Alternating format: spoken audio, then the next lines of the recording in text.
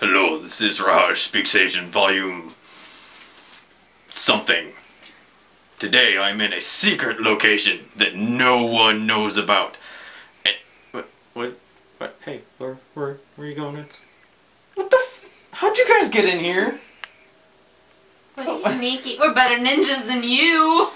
We are sneaky. I need to kill my assistants again. They're not setting up traps, right? I think you just suck at being a ninja. We need to take a break. We're better than you. You suck at life.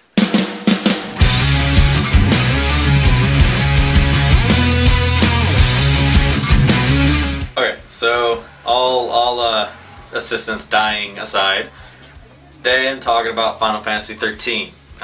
Came out just about 2 weeks ago, and I'm not too far in the game, but from the people I've talked to, I'm a lot farther than most people that I know that have it. Most people I know that have it are anywhere between like 5-6 hours to about 10 hours, and I'm about 25, anywhere from like 25 to 27 hours into the game. I'm not really going to talk a lot about the story just because there's a lot more things to focus on about this game, because Final Fantasy, Square Enix is notorious for changing up systems and trying new things. Some of them flop, some of them don't, they kind of run with them. Pretty much all you need to know about the storyline is that when it starts out, it kind of reminds me of Final Fantasy VII. Like, if anybody has played Final Fantasy VII, it's pretty much the same storyline. Knock it off, or I'm going to punch you. That's right. Talking to assistants, it's okay. Anyways... So anyways, the changes that they made to this game is that, like, in the fighting system, it's more of an open fighting system like it was in Final Fantasy XII, but it has mixed in with it the battle screens from the original games where you'd be running around on a map and you'd hit a random encounter and it'd go to a separate battle screen. Well, in this though, you can see your enemies on the map and you can decide whether you want to actually run into them and fight them or avoid them and not fight them. Which is actually a lot more like Star Ocean, I think.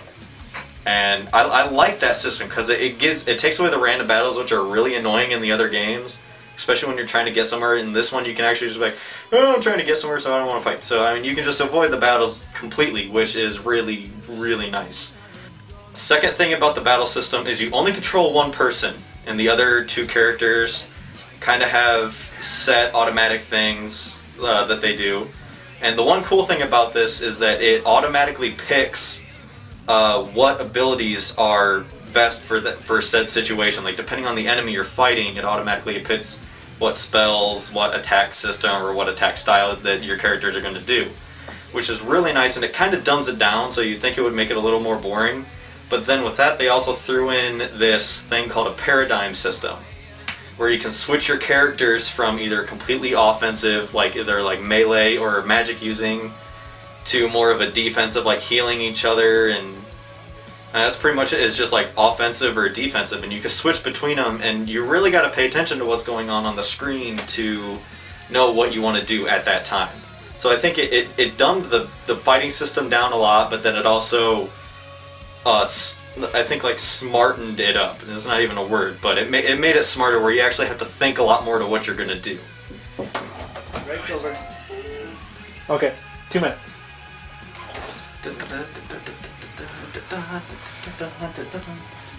Okay, and back.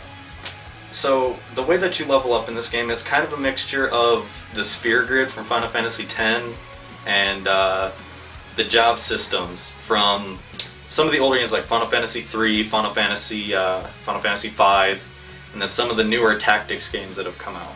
And I really like that system a lot. It gives your characters a lot more chance to get like hit point up increases, strength, magic increases, a lot more abilities like it was with the sphere grid in 10.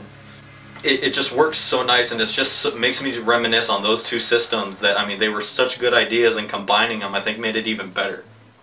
Characters. Oh, the characters. The main character is a chick called Lightning, and she's essentially the female version of Cloud. She just has more testicles than Cloud could ever possibly have.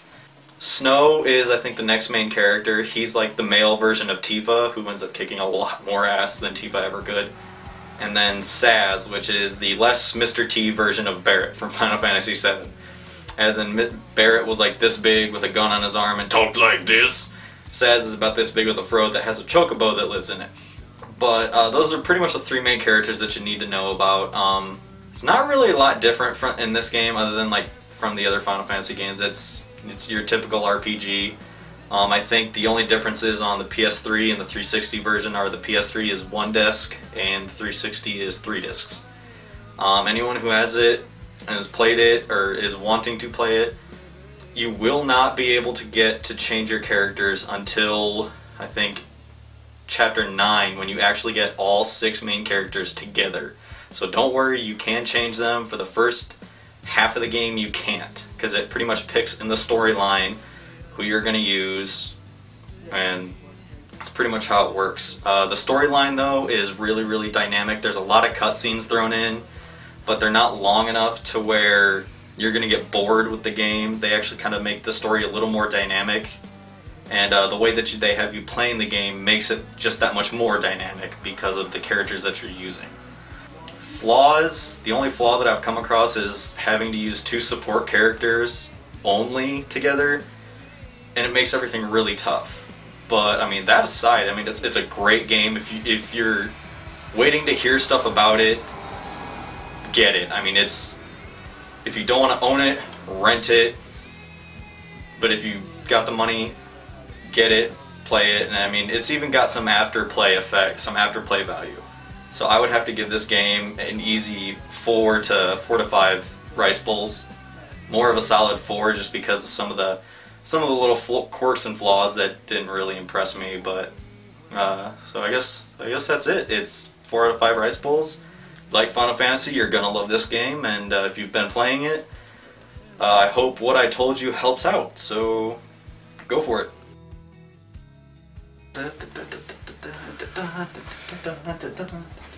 Okay, and back.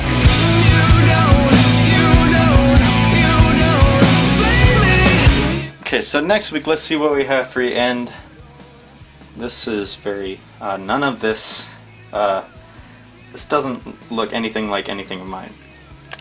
I'm in a conundrum problem. I guess I'm going to surprise you next week?